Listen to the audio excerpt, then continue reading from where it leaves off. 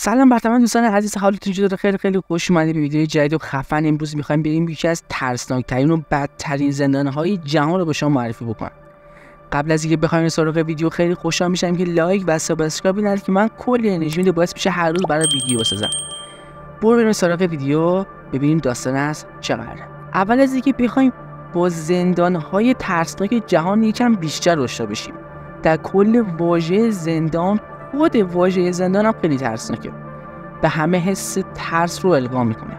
محرومیت از آزادی گرفته تا محیط ناشناخته ترس برانگیز که با عنوان محکومیت عملی خلاف قانون برای افراد در نظر گرفته میشه. حالا فکرشو بکنید که مکانی رو چنین شرایط رو داره. ترسناک‌تر و مخوفتر از دیگر زندان‌ها هم باشه. زندان‌های ترسناک جهانی که از سر و گردن از دیگر زندان‌های ترسناک هم بیشترن. ما در واقع قبل از اینکه بخوایم سراغ ویدیو سابسکرایب بکنید که اولین زندان قراره بهتون معرفی بکنم. زندان گیتاراما که در تایلند قرار گرفته. یکی از زندان‌های ترسناک جهان که در تایلند قرار گرفته به زندان گیتاراما معروفه. این زندان اونقدر ترسناک و مخوفه که به جهنم روی زمین معروف شده. با توجه به اتفاقاتی در این زندان جریانه به نظر میرسه که این تعبیر بسیار برای اون مناسبه.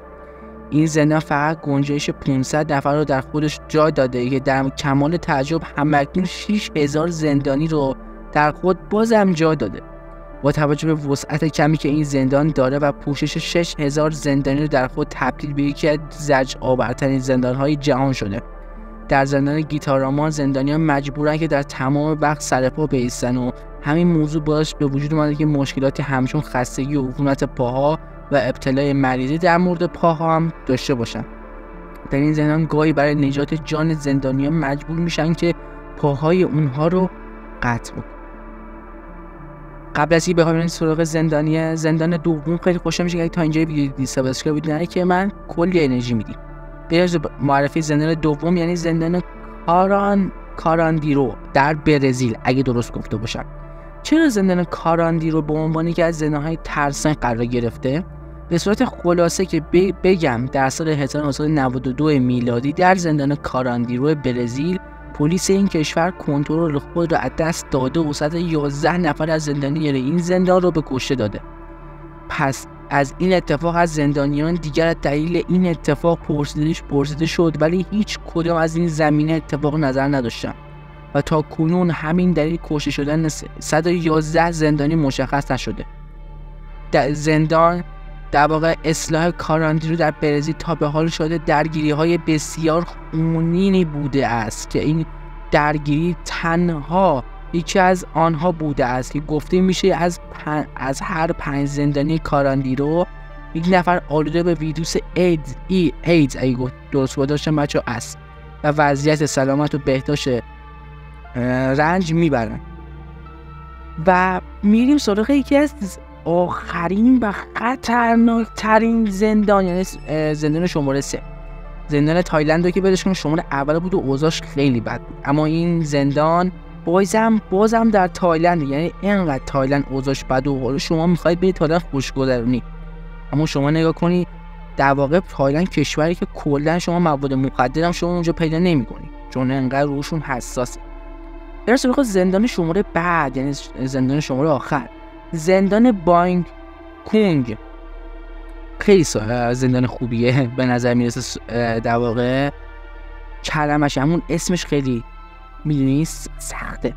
زندان بانگ کونگ اگه درست گفته باشم با زندان بانگ کونگ تایلند به عنوان یکی از زندان‌های ترسناک جهان آشنا شدیم. بانگ کونگ با وجود اینکه مقلب به هیلتون بانکوک است و هر کسی فکر میکنه که چون خیلی امکاناتش کامله به این نام معروف شده، اما در حقیقت هیچ شباهتی با هتل نداره. بیشترین علت شهرت این زندان به علت اینه که زندان بانکوک تایلند به شکنجه روزانه زندانیاش شهرت پیدا کرده و این شکنجه ها در این زندان تبدیل به یکی از فرآیند روتین و عادی شده و به گفته کارشناسان شرایط سخت و خطرناکی در زندان بانکوک وجود داره. سلول‌های این زندان بی‌نهایت کوچک هستند و در ده‌ها زندانی در یک آنها در کنار هم یکدیگر انباشته شدند. در این زندان رسم اینه که زندانیان تازه وارد تا حداقل 3 ماه با زنجیرهایی که به پاهایشون بسته شده تردد میکنن. اما اعمال شاغل در این زندان مخفوف به همین پابندها ختم نمیشوند، بلکه درباره غذاهای تازه های این زندانیان آغاز میگردند. غذا در این زندان جزئی از یک وعده غذایی کمتر از برنج فراتر نمیروند. به همین دلیل زندانیان مجبور هستند با در واقع اموال دارایی مخصوص خود غذا بخرن، اما هموال پولی که بهشون میده مجبورن که غذا بخرن و همین کافیه تا شروع جنگ و دعوا درون زندان آغاز بشه. بچه‌ها این بود از این ویدیو. امیدوارم دوست داشته باشه. اگر خوشتون اومد از این ویدیو خیلی خوشحال میشم که در کامنت جواب بدید و با سابسکرایب کردن به من کلی انرژی. دمتون گرم که حمایت میکنید و تا ویدیو بعدی فعلا خدا نگهدار.